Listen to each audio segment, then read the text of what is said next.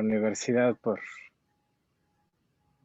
gracias a la universidad por permitirme estar aquí con ustedes en esta gran semana, en este evento que se ha organizado. La verdad es que para mí es un privilegio, es un honor estar aquí. Eh, Lamentablemente me hubiera encantado seguir más las grabaciones, pero bueno, sé que se quedarán grabadas algunas y ya las podré ver después. Mi agenda luego no me lo permite. Pero bueno, el día de hoy quiero hablarles y agradecer no nada más a la Universidad de la Anáhuac por la Semana de la Inclusión y la Discapacidad, sino también a Voz Pro Salud Mental, que ha hecho posible que esté con ustedes, una asociación que conozco hace muchos años, a muchos de sus integrantes, a la Cámara, a muchísimos compañeros del Instituto Nacional de Psiquiatría, que nos han permitido trabajar en conjunto y hacer muchas cosas en pro de la salud mental. Y pues bueno, en realidad llama un tanto la atención seguramente el título, ¿no? Y agradezco la presentación que has hecho de mí, Víctor, de mi currículum. Siempre que hablan de mí, siento como que están hablando de una tercera persona, como que se hace medio extraño cuando lo presentan a uno. Y siempre omite un dato que me gusta decirlo a título personal. Yo no solamente hablo como alguien que se ha dedicado o que se dedica desde hace tiempo, y lo que me falta de vida, al estudio de la salud mental en el ámbito forense, sino como una persona que ha vivido en carne propia en los casi 40 años que tengo de vida, el vivir con una discapacidad psicosocial como lo es el trastorno por déficit de atención con hiperactividad. Así es que si en estos momentos, ya dada la hora, empiezo de repente como medio a hablar de más y no avanzo, me disculparán, pero ya el medicamento a estas horas ya seguramente ya empezó a disminuir su concentración en vía sanguínea. Si esto lo hubiéramos hecho más temprano, seguramente hablaría menos y avanzaría más.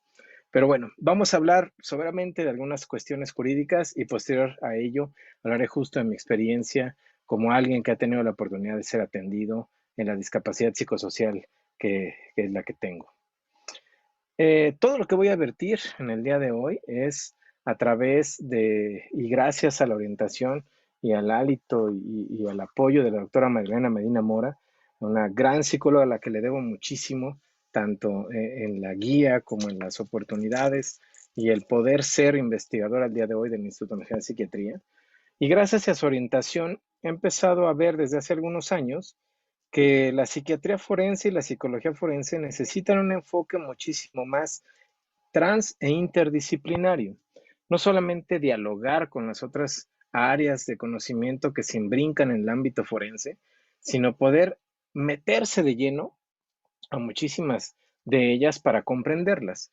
Y es por ello que con base de los objetivos del desarrollo sostenible, en sus objetivos 3 de salud y bienestar, que se incluye salud mental, y en el objetivo 16 de paz, justicia e instituciones sólidas, es que hemos empezado a realizar en el Instituto Nacional de Psiquiatría este constructo de salud mental forense.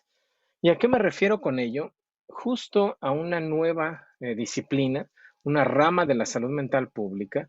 ¿Y por qué de esta? Porque finalmente es la que nos otorga una visión global y transdisciplinaria y que nos puede permitir desarrollar este objetivo de generar investigación en todos los campos de interacción de las ciencias forenses y la salud mental, con el fin de elaborar propuestas para disminución de violencia, delincuencia en México, entre otras, pero sobre todo con una visión de derechos humanos. ¿Por qué de derechos humanos? Fundamentalmente, cuando hablamos de la facultad que tenemos todos los seres humanos desde el nacimiento, obramos en la facultad del ser seres humanos, ser prácticamente sujetos de la Carta de Derechos Humanos Universal. Sin embargo, conforme vamos avanzando en edad y a partir de los 12 años, en el caso de México, que es prácticamente gracias a la Ley Nacional del Sistema Penal de Justicia para Adolescentes, en donde se comprende el inicio de la adolescencia hasta antes de los 18, de 12 hasta antes de 18, pues nuestra autonomía va progresando de los 12 hasta los 18 y se vuelve completa con la mayoría de edad. En ese sentido, no solamente somos sujetos de derechos, sino de obligaciones. Y a partir de ello deriva que podemos hacer muchísimas más cosas y decidir por nosotros mismos e incluso solicitar algunas circunstancias. Hace muchos años, y estoy hablando prácticamente del siglo antepasado y del pasado, el modelo en psiquiatría por excelencia, el modelo manicomial o el modelo asilar, es decir, el modelo en donde se recluía o se institucionalizaba a los pacientes con algún trastorno mental y que no se les permitía más que tener visitas o incluso se les consideraba peligrosos. Afortunadamente, tanto la ciencia desde la salud mental como las ciencias jurídicas, las ciencias humanistas, han avanzado tanto que al día de hoy ya considerar que este es el modelo por excelencia en la salud mental sería estar retrasado en el avance que tenemos. Porque finalmente la salud mental ha avanzado a pasos tan grandes que justo el modelo no es el asilar. El modelo es el comunitario. La praxis al día de hoy en salud mental está muchísimo más orientada a poder generar un cambio radical en el modelo en el que damos una posibilidad de generar justo la atención y acercarla a cada uno de nosotros. ¿Por qué? Porque finalmente el hecho de que padezcamos algún trastorno mental, algunas personas, pues no es una condición que hayamos deseado tener, como muchísimas otras discapacidades.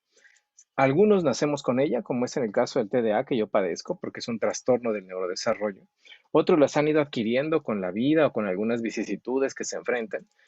Pero ahí es donde a veces empezamos a tener ciertas pugnas o ciertas diferencias.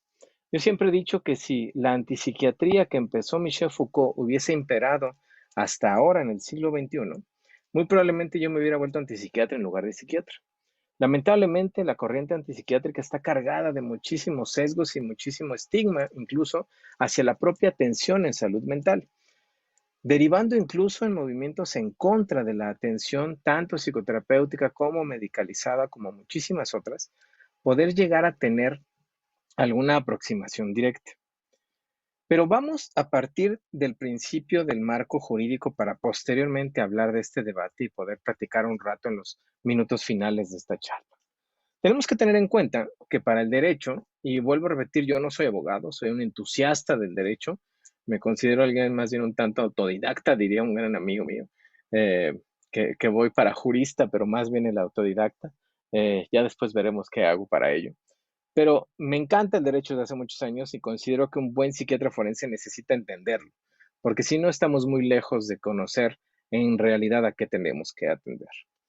En el derecho existe un modelo que se llama pirámide de Kelsen, la cual tiene la base invertida. ¿Y por qué la tiene invertida? Porque básicamente el punto fundamental o el más grande en el caso del Estado mexicano es la Constitución de los Estados Unidos mexicanos. Esta carta magna que rige y que a partir de ella derivan muchísimos otros ordenamientos, como pudieran ser algunos acuerdos internacionales, códigos y leyes federales, códigos y leyes estatales, reglamentos y normas oficiales mexicanas. Vale la pena señalar que a partir de una nueva ley de metrología hay que modificar la manera en la que se hacen las normas oficiales mexicanas y actualmente hay trabajos para realizar, sobre todo las NOM 025 y 28 que obedecen a la atención en salud mental, 025 que es en atención de hospitales psiquiátricos, médicos psiquiátricos, y la 028 que compete a la atención en adicciones. Y aquí vale la pena también señalar el gran cambio de paradigma que se está realizando en México. Lo que está sucediendo en salud mental tendría que haber sucedido hace más de 20 años. Voltear a un modelo cercano a la gente, llevar la salud mental a los hospitales generales, al primer nivel de atención, no solamente a las instituciones de tercer y cuarto nivel de atención, como donde yo me formé y trabajo, que es el Nacional de Psiquiatría. Porque finalmente esas instituciones llegan a saturarse y no podemos dar atención a todo el país. Se necesita aproximar y hacer llegar hasta su domicilio prácticamente la atención en salud mental a cada uno de los ciudadanos.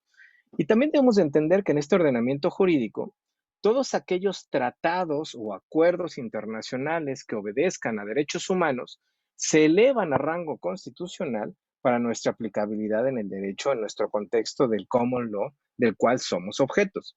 La gran diferencia entre civil law y common law que a veces me encuentro, digo, nosotros somos civil law, perdón, el civil law y el common law que a veces me encuentro que comparan entre estados es decir, entre países, como Estados Unidos y nosotros o Inglaterra y nosotros, es que este common law se realiza con base en jurisprudencia, en casos. Nosotros en el civil law tenemos todo escrito y materialmente lo que está escrito es lo que nos regula. Más en cambio, el desconocimiento de la ley no exime de responsabilidad. Y en ese sentido, cuando elevamos a rango constitucional los derechos humanos, hay algunos instrumentos que si tienen una caracterización de armonicidad, es decir, que obligan al Estado mexicano a modificar sus estatutos, pues tenemos que hacer cambios en todos los ordenamientos de la Constitución hacia abajo para poder obedecer a este tipo de convenciones o acuerdos con respecto a derechos humanos. Tal es el caso que por ejemplo, en la Constitución Política de los Estados Unidos Mexicanos, en el artículo cuarto, y gracias al gran trabajo de un maestro que lamentablemente falleció recientemente, el doctor Soberón, que se empezó a reformar y realizar las instituciones de atención en salud que antes, y puedo decirlo prácticamente, antes de la Segunda Guerra Mundial, teníamos un tanto un caos y un modelo muchísimo más orientado hacia la medicina francesa. A partir de la Segunda Guerra Mundial y gracias a este intercambio internacional y al unirnos a los aliados, empezaron a generar muchísimo más la aproximación a unos modelos mucho más cercanos a lo que serían los anglosajones, canadienses, ingleses, etcétera, y que finalmente se reformó en el cuarto constitucional, en donde nos obedece que toda persona tiene derecho a la protección de la salud. Por ahí hay un micro abierto, porfa, les pido que tengan cuidado. Porque finalmente, al tener que todos los seres humanos que transitamos en México o que somos mexicanos de nacimiento o por naturalización o incluso el tránsito dentro de cada estado, como lo tiene algunas leyes estatales de salud, como es el caso de la Ciudad de México, tenemos el derecho de la protección a la salud. Y por tanto, existen ordenamientos jurídicos, leyes que definirán bases y modalidades para el acceso a esos servicios de salud. En el caso de nuestro estado, en nuestro país, obedecemos posterior a la Constitución a la Ley General de Salud, que como característica de ley general se encontraría prácticamente en este punto de las leyes federales o generales o nacionales, que tienen distintas aplicabilidades jurídicas y no voy a andar en ello, pero que finalmente estaría en este rubro inmediatamente posterior a la Constitución. Y de ello obedecerían después estatutos muchísimo más locales, como pueden ser estatales, Ciudad de México, Estado de México, etcétera. Y de cada uno de ellos sus reglamentos. Obviamente la Ley General de Salud tiene su propio reglamento, como muchas otras leyes. Y finalmente las normas oficiales mexicanas. Pero ¿qué es lo que pasa a través de este protección a la salud, este derecho a la salud que tenemos todos nosotros? Pues obedece también a esta gran carta que según después de la Segunda Guerra Mundial se derivó de los 30 derechos humanos universales. Y vale la pena que reflexionemos en cada uno de ellos, porque yo no he visto una reflexión teórica, sólida, constante, que diga que los 30 derechos humanos universales tengan que ponderarse uno sobre el otro o que facultar todo el tiempo a uno por encima del otro u uno por debajo del otro todo el tiempo. Depende muchas veces de algunos contextos y de algunos casos en específico cuál se pondera, pero todos los seres humanos tenemos acceso a estos 30 derechos humanos. Es decir, nacer libres e iguales en dignidad y derechos, a no ser discriminados por raza, color, sexo, idioma, religión, opinión política, posición económica, discapacidad, entre otros. Y de hecho, en el artículo primero de la Constitución está el impedir ser discriminados incluso por discapacidad, eso también vale la pena decirlo. El derecho a la vida, a la libertad y a la seguridad, que ahí no obedece a principios conservadores, sino el derecho a decidir autónomamente sobre mi vida, que ahí nos llevaría incluso más hacia debates como la eutanasia, entre otros, a no ser esclavo de nadie, a no ser sometido a torturas, al reconocimiento de la personalidad jurídica, que es algo muy importante, y lo tomaré en consideración más adelante en la charla, a ser iguales ante la ley y la protección de la misma, a tener acceso a la justicia siempre, y he de decirlo aquí, que en el caso de las reformas hacia el sistema penal mexicano, obedece muchísimo más a este principio de inocencia y de acceso a justicia el nuevo sistema, que no tiene nada de nuevo, ya tiene muchos años, al sistema previo, al inquisitivo, el moderno, que es muchísimo más adversarial oral, pues obedece a un principio de inocencia que no teníamos la facultad en el sistema previo. A no ser arbitrariamente detenido, preso ni desterrado, a tener un juicio justo e imparcial, a ser inocente hasta que se demuestre nuestra culpabilidad, es decir, vencido en un juicio, a tener una vida privada sin ser objeto de injerencias arbitrarias, a circular libremente y salir y volver a los países de origen, a buscar asilo, a tener nacionalidad, a casarse y tener una familia, a la propiedad individual y colectiva, a la libertad de pensamiento, conciencia y creencia, a la libertad de opinión y expresión, a la libertad de reunión y asociación pacífica, a participar del gobierno del país Y finalmente llegamos al que más nos compete en este, que ahorita lo retomaré, el 22, a la seguridad social universal, a un trabajo por salario equitativo, a un descanso, es un derecho tener vacaciones, a la alimentación, vestido, vivencia y asistencia médica, que aquí tienen que ver estos dos, a la educación, a gozar de las artes, a un mundo justo y libre, a desarrollarse como persona a través del trabajo en la comunidad y a que nadie pueda quitarnos los derechos. Por tanto, el derecho humano a la salud obedece muchísimo más también al principio propio de la Carta de Derechos Humanos Universal. Ello nos puede facultar en tener la posibilidad de accesar a un derecho de atención en salud que no necesariamente está en contra de otros, como lo es propiamente el derecho de el reconocimiento a la personalidad jurídica. ¿Por qué lo menciono así? Si recordamos un poco lo que decía yo con la pirámide de Kelsen, pues el ordenamiento jurídico nacional obedece a que las convenciones de derechos humanos se eleven a rango constitucional cuando tienen un carácter armónico. Esto es lo que faculta a la Convención sobre los Derechos de las Personas con Discapacidad y su protocolo facultativo a urgir al Estado mexicano a modificar sus estatutos. Vamos por buen puerto en unas cuantas figuras, en unas cuantas circunstancias, como lo es la erradicación de la figura de interdicción, que se ha declarado inconstitucional por la Suprema Corte de Justicia de la Nación, el tribunal máximo en el ámbito judicial, que defiende la Constitución y defiende los derechos humanos, obviamente, y que por lo tanto faculta, con base en la jurisprudencia que pongamos tener en un futuro, a modificar esos estatutos para poder tener un mejor ordenamiento y no tener una figura claramente violatoria de derechos humanos. Sin embargo, cuando hablamos propiamente de la convención y lo aterrizamos en salud, pues no obedece en ningún punto más que en un solo artículo el derecho a la atención de la salud. Este mapa quiero llamar su atención porque es el que nos permite el día de hoy entender qué países hemos ratificado la convención y el protocolo. Llama mucho la atención que Estados Unidos solamente la firmó. ¿Y a qué me refiero con eso? En el caso de trastornos mentales y del comportamiento o del neurodesarrollo, o mejor dicho, trastornos mentales del comportamiento y neurodesarrollo, como bien la CI-11, básicamente el modelo de Estados Unidos en cuanto a atención en salud mental llega a ser en diversos estados violatorio de derechos humanos. En México se han hecho distintos estudios en donde a través de la atención en salud mental y evaluaciones como la del mecanismo de prevención de tortura, tratos crueles, inhumanos y degradantes de la CNDH, en la presidencia anterior de el ombudsperson Luis Raúl González Pérez, pues se evidenció la violencia que llegan a generarse en algunos sitios a nivel nacional, incluso señalando los viejos vicios desde hace años que no se han erradicado. Afortunadamente, el modelo actual de atención en salud mental no oscila hacia allá y tampoco va a facultar que se sigan generando este tipo de violaciones en derechos humanos a personas que padecemos algún trastorno mental. Por tanto, esto obedece a esta armonización que nos urge la Convención de Derechos Humanos de Personas con Discapacidad. Esta convención han dicho muchísimos teóricos y muchísimos defensores, activistas de los derechos humanos de personas con discapacidad, que el corazón de la convención es el artículo 12, el reconocimiento de la capacidad jurídica y de como persona ante la ley, en igualdad de circunstancias como los demás. Y eso obedece inclusive a la necesidad de quitar o erradicar estas figuras como la interdicción.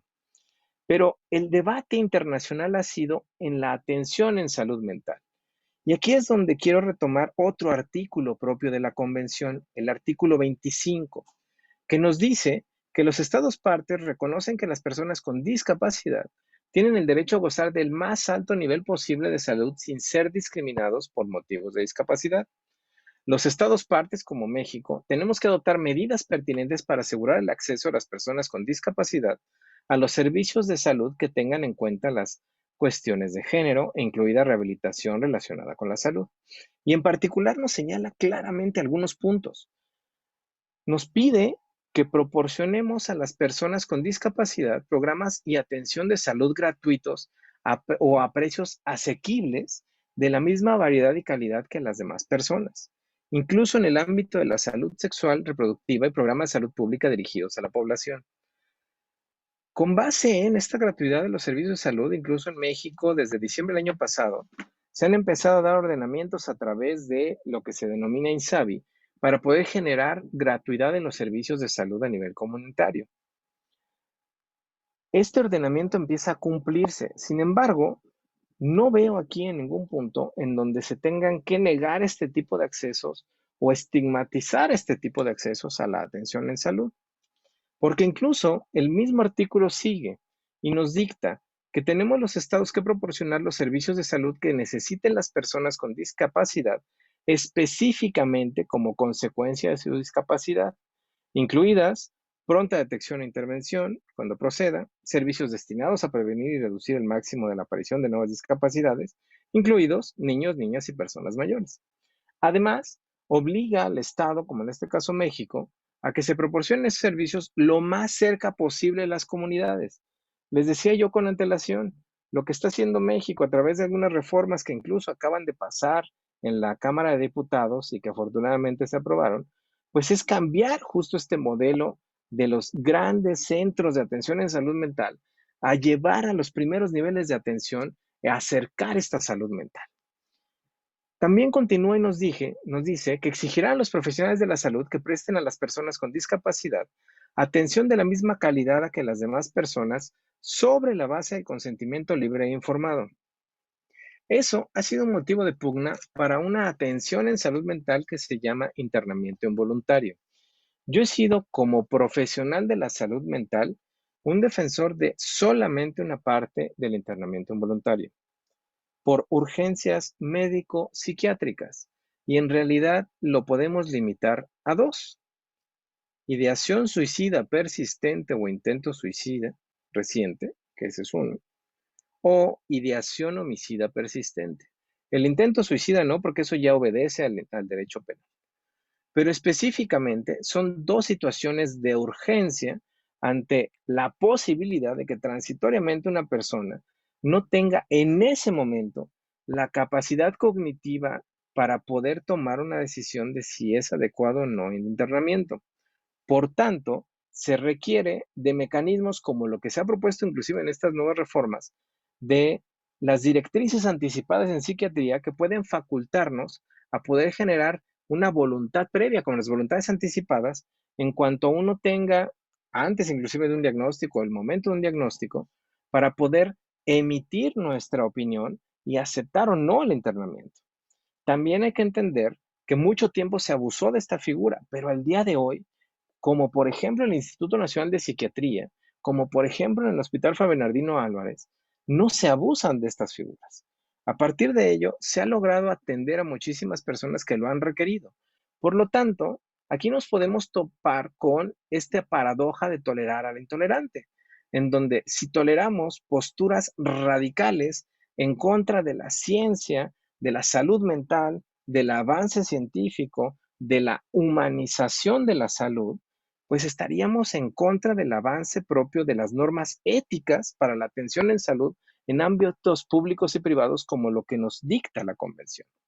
También nos dice que se debe de prohibir la discriminación contra personas con discapacidad en la prestación de seguros de salud. Y eso es una necesidad constante que al día de hoy requerimos para que se llegue a adecuar la atención en salud mental en los seguros de gastos médicos. Al día de hoy, ningún seguro de gastos médicos en México se está facultado para atender en salud mental, lo cual sí es de llamar la atención y necesitamos luchar por ello. Impedirán que se nieguen de manera discriminatoria servicios de salud o atención en salud o alimentos sólidos o líquidos por motivos de discapacidad. Es decir, tenemos que hacer ajustes razonables para que se encuentre propiamente la atención que se requiere. Asimismo, si hacemos reflexión de algunos otros teóricos, como lo es el doctor Fajardo Dolci, en 2015 él estableció en un artículo esto claramente que es el derecho a la salud, que en el contexto de derechos económicos, sociales y culturales fue reconocido de forma global en el tratado adoptado por la Asamblea General de Naciones Unidas en el 66 y puesto en vigor en el 76. Y al día de hoy, bueno, en el 2015, firmado y ratificado por 160 países. Esto reconoce a toda persona que debemos de disfrutar del más alto nivel posible de salud física y mental, lo que debe garantizarse a través del acceso a los factores determinantes de salud y mediante un sistema de atención a la salud que sea accesible para toda la población. Por tanto, estamos en camino hacia ello. El impedir que se sigan generando servicios de atención en salud mental es un error. El futuro sí estará muchísimo más en la prevención, pero en el momento en el que podamos contener esta manera de pensar radical en contra de la salud mental, de la atención en salud mental, para poder dar paso a mecanismos de detección temprana, atención y mecanismos de prevención como lo que nos ha urgido esta necesidad de atención en salud mental. Al día de hoy, lamentablemente, estamos haciendo este evento a distancia por cuestión de COVID. Muchos ha estipulado que viene la cuarta ola. Ya la estamos viviendo. Yo estoy haciendo una investigación de personas que han padecido COVID y evaluando su salud mental a través de telemedicina y de algunos instrumentos autoaplicables, con varios psiquiatras, compañeros míos que me están acompañando. Y estamos viendo la necesidad de atención en salud mental de aquellas personas que ya padecieron COVID. En ese sentido, no es que venga próximamente, ya estamos en esa cuarta ola en cuanto a salud mental. A nivel de salud mental en psiquiatría y con respecto a los derechos de personas con discapacidad, el presidente de la WPA en su momento, el doctor Dinesh Bugra, el presidente anterior, nos surgió en su momento a que obedeciéramos y entendiéramos correctamente los psiquiatras a qué se refiere la Convención de Derechos de Personas con Discapacidad. Y nos llamó a firmar esta declaración desde la WPA, en donde damos literalmente el entendimiento de que una persona, con independencia del diagnóstico, en cuanto a salud mental se refiere, tiene derecho a todos los derechos humanos universales, pero sobre todo y mayor importancia en el caso de la praxis en salud mental, el generar justo una vida independiente para las comunidades, el derecho al trabajo, el derecho a un ingreso adecuado, el derecho a un hogar, al entrenamiento, a la educación, a la libertad, a disponer de su propiedad, a casarse, a adoptar, a tener hijos, a tener el futuro con sus propias decisiones, a votar y ser electos, a ser reconocidos como iguales ante la ley, a no tener un trato cruel, inhumano, degradante o castigo, a la confidencialidad y la privacidad y a practicar o participar de la cultura y la vida social o practicar una religión. Esto es porque en algunos países sí se les ha prohibido dramáticamente a personas con trastornos mentales el ejercer todo este tipo de circunstancias. Pero se dan cuenta, tampoco estamos diciendo, no, no, no, pues no se puede seguir esto junto con la atención en salud mental. Eso es un error. Estamos promulgando muchísimos psiquiatras a nivel mundial que la convención es adecuada, pero que tenemos que llegar a un punto de acuerdo para seguir atendiendo salud mental y no impedir la correcta atención. Y aquí, orgullosamente lo puedo decir, la Asociación Psiquiátrica Mexicana, de la cual soy parte y soy el que dirige la sección de eh, psiquiatría legal, firmó y falta una asociación psiquiátrica muy importante. Seguramente si ustedes hacen el repaso de todos estos símbolos y estos nombres, falta la Asociación Psiquiátrica Americana. No lo firmó ni lo ratificó, como es el caso de la convención. ¿Cuál fue la propuesta de la OMS en su momento para poder estar justo a la altura en la atención en salud mental y respetar la parte específica de los derechos humanos de personas con discapacidad? Quality Rights, lo cual nos faculta poder atender con respeto a los derechos humanos una atención inclusive en una hospitalización. Con base en ello, nos podemos llegar a generar atención hospitalaria de alta calidad con un respeto a derechos humanos. El Instituto Nacional de Psiquiatría respeta Quality Rights inclusive antes de que existiera. Nunca voy a dejar de decirlo. El instituto es un ejemplo a seguir de cómo podemos atender con voluntad, con trabajo en común y con el avance de la ciencia. Es literalmente un oasis en muchísimos aspectos, sobre todo en la emisión de conocimiento y en la gran calidad de atención que se tiene en la Nación Psiquiatría. El padecer un trastorno mental no tiene por qué ser algo que nos haga vergüenza.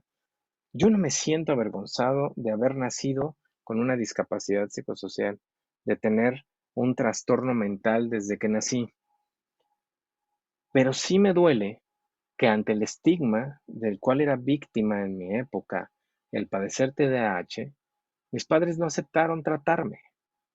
Pude haber evitado muchísimas vivencias que viví durante infancia y adolescencia.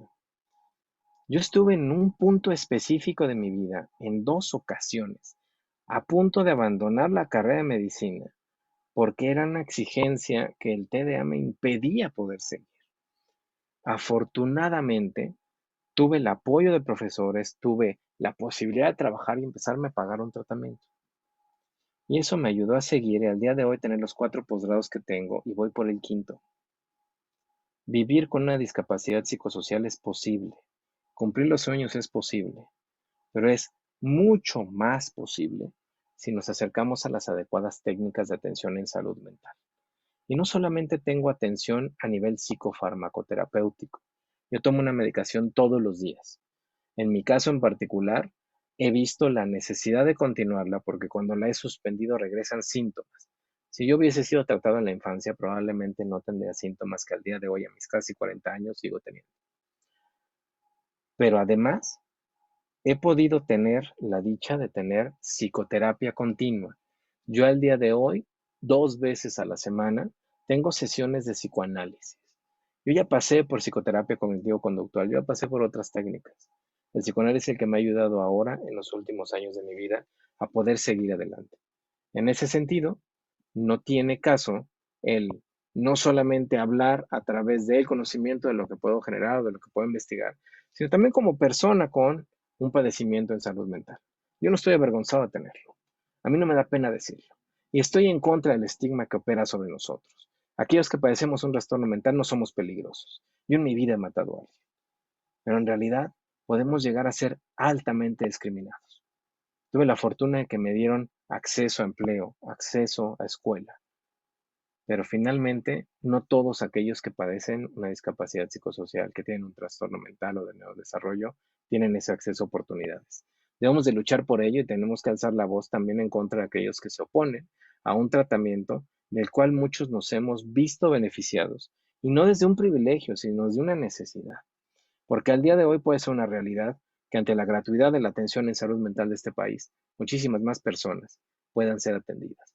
Y ante el acercamiento de este tipo de instancias a un primer nivel de atención, cambiaría dramáticamente a nivel nacional la salud mental de los mexicanos.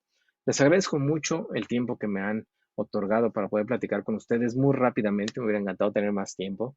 Espero que posterior en algún otro foro podamos compartir. Les dejo ahí mi usuario de Twitter y también pueden localizar por ahí a través de Instagram y Facebook. Tengo TikTok, pero ese lo tengo medio abandonado. Ahí anuncio mis eventos y las investigaciones que estoy haciendo. E incluso ahí está en un link el acceso para que si se interesan en el libro, lo puedan adquirir. Y bueno, me parece que podemos tener un tiempo de preguntas y respuestas. Muchas gracias. Muchas gracias, doctor. De verdad fue una ponencia súper enriquecedora. En lo personal, yo lo admiro mucho. Y Gracias. eh, pues tiene toda la razón. Creo que la atención primaria es súper importante en estos casos. La prevención y la detección temprana es algo súper necesario para el tratamiento adecuado de la salud en general, pero sobre todo la salud mental, que es algo que muchas veces no se toma muy en cuenta. En estos tiempos se le da prioridad a otras cosas. Y hablamos de derechos y hablamos también de obligaciones, ¿no? Y es una obligación de todo mundo cuidar también de su salud mental y física. Exactamente. Y bueno, si me lo permite, le queremos hacer algunas preguntitas. Por favor, adelante. Afortunadamente, a pesar de la hora, me pude callar antes, entonces podemos aprovechar. Perdón, es que nos No te preocupes. pregunta María Ibarra Rosales. ¿Por qué si los derechos de aquellas personas con discapacidad mental están tutelados, por qué se sigue vulnerando sus derechos? Ya que todos los días vemos en la calle personas viviendo violaciones en sus cuidados, no hay atención. Ok, pues literalmente los derechos de las personas con discapacidad, cualquiera que sea, discapacidad mental, intelectual o como se denomina gracias a la CIE, trastornos mentales de comportamiento y neurodesarrollo, incluso ahí es trastorno de, intelectual, del desarrollo intelectual a la discapacidad intelectual, y el TDAH como que yo tengo, pues somos sujetos de los 30 derechos humanos universales, no solamente de los que faculta la Convención. La Convención es un extracto, un retome de los 30 derechos humanos universales y una mayor aproximación hacia ellos, pero básicamente somos seres humanos. Yo siempre estuve en contra en su momento de este postulado de capacidades diferentes, porque digo, yo tengo TDA y soy hiperactivo y me distraigo y hablo mucho y lo que quieran, pero no atravieso paredes ni vuelo. Entonces, ninguno de nosotros tiene capacidades diferentes, ¿no? Tenemos necesidades que tienen que ser muy probablemente bajo este mecanismo de poder tener ajustes razonables se tienen que hacer. Todos los días sí se ven violaciones, lamentablemente, pero va muchísimo más acerca del estigma. En 2017 se dieron los resultados de la ENADIS, que fue la encuesta nacional de discriminación realizada por CONAPRED, en su momento por la doctora Haas, que demostraron que la discapacidad es una de las distintas circunstancias por las que somos discriminados los mexicanos. Y el día de hoy seguimos discriminando por color de piel, por raza, por género, por edad, por condición física, por condición económica, por condición de discapacidad, etcétera. Ahí es más bien estar combatiendo el estigma constantemente. La CNDH sí, en la presidencia anterior, el ombudsperson, cuando era Luis Raúl González Pérez, el mecanismo de prevención de tortura fue muy activo a través de la dirección de la licenciada Ninfadelia. De hecho, participó en un par de seminarios que tiene la doctora Meina Mora y la doctora Muredú de Derecho y Salud Mental, y realizaron visitadurías a distintos hospitales de salud mental, psiquiátricos a nivel nacional, 2 veces, uno para llamar la atención mediante el mecanismo de las recomendaciones que tiene la CNDH, y después visitar para ver a qué seguimiento se les había dado.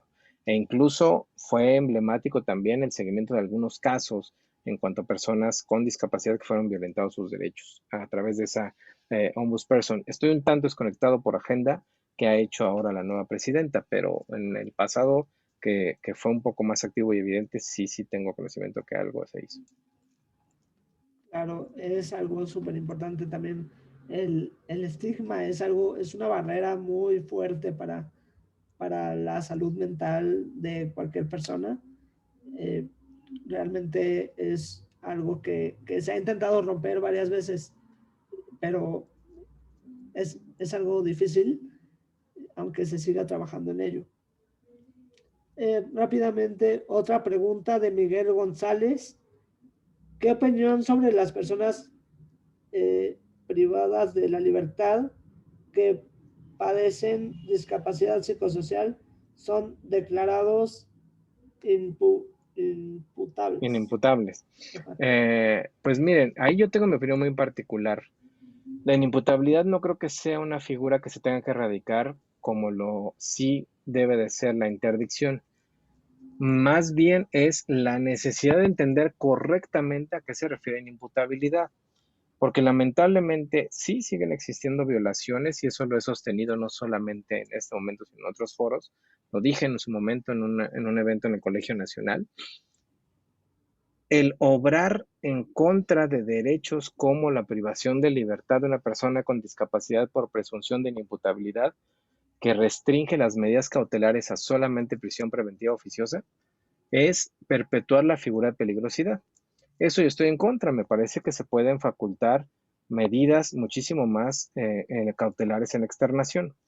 Y también el incorrecto entendimiento de inimputabilidad por parte de algunos de mis colegas en el ámbito forense y de algunos abogados, porque finalmente piensan que es una figura que puede ayudar o que mejora las condiciones. Y lamentablemente no es así.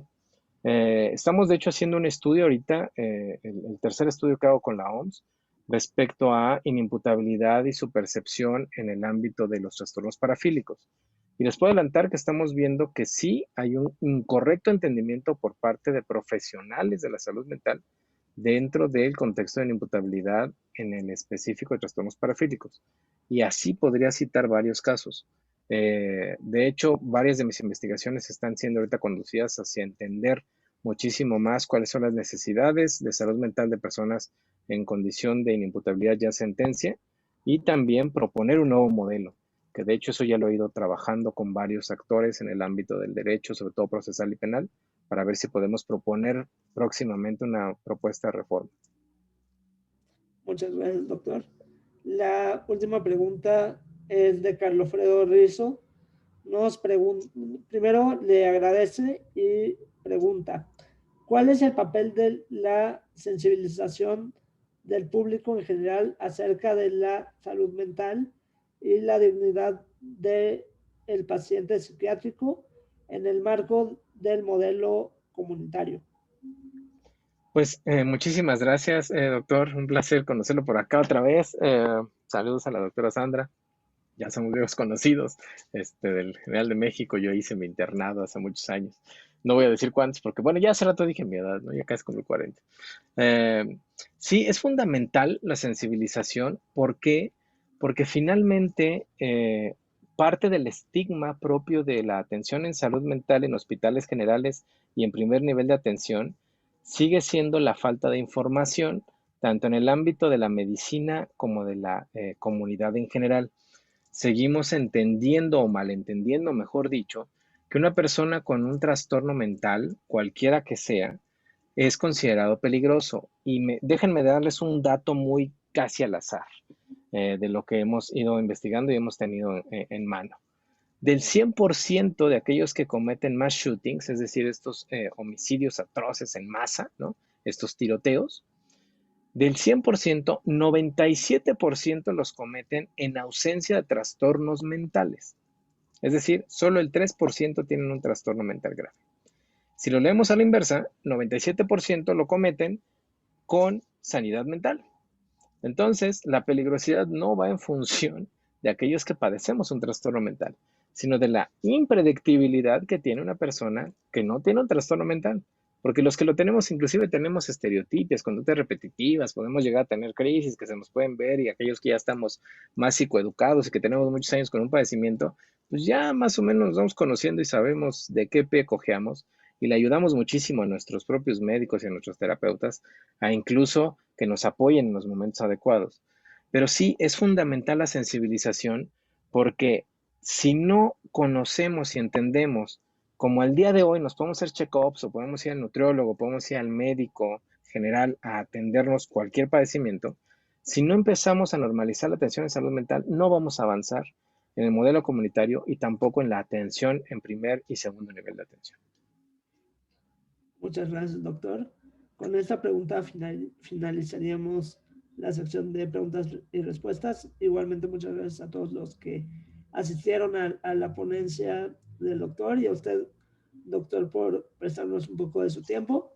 Fue una charla muy enriquecedora. Muchas gracias.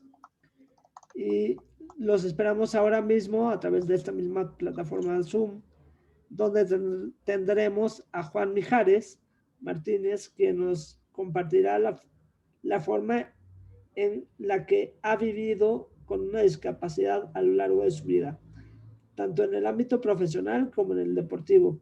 No se la pueden perder y de igual modo los invitamos a nuestra feria de empleabilidad, la cual se está realizando en una plataforma completamente accesible. Tenemos más de 150 vacantes y hay muchas empresas que están buscando eh, pues personas con discapacidad que se integren a sus filas. La página de internet es feria empleodiscapacidad.com. Muchas gracias. Gracias, un placer y estamos en contacto. Cuídense mucho, por favor, todavía no se acaba la pandemia. Hasta luego. Gracias, doctor.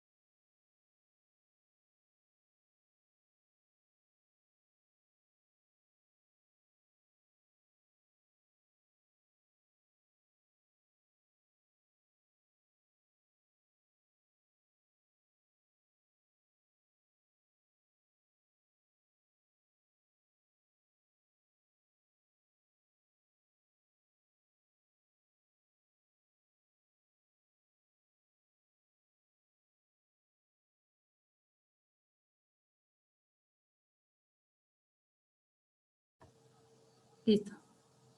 Sí. ¿Listo? Sí, Sí. Ok, déjenme preparo yo. me revolví horrible ahora sí. ¿Por qué? Ya es la hora. Ya la hora, ¿verdad? ¿Qué cosas, qué cosas? Nos falta ay, Juan, que es el que está con mayúsculas. Juan Martínez. Juan Ya lo vi. Mijares, Mijares pero el Martínez. que está con mayúsculas. Ay, Ya mandamos se a está Glo. uniendo. Hola Juan, ¿cómo estás? Hola Ana, bien, ¿y tú? Bien, bien también. ¿Ya listo? Ya, listo. Súper. Sí. ¿Tú me ayudas a compartir la presentación? Sí, sí. Majo, y tú me ayudas con las cortinas, ¿vale? Yo presento la presentación de Juan y tú me vas avisando. Oye, y el video, yo te digo, me presento también y ahí te digo Y ahí me antes dices, corre video. corre video. Va, Exactamente. Entonces, detenemos la grabación, ¿no? Sí.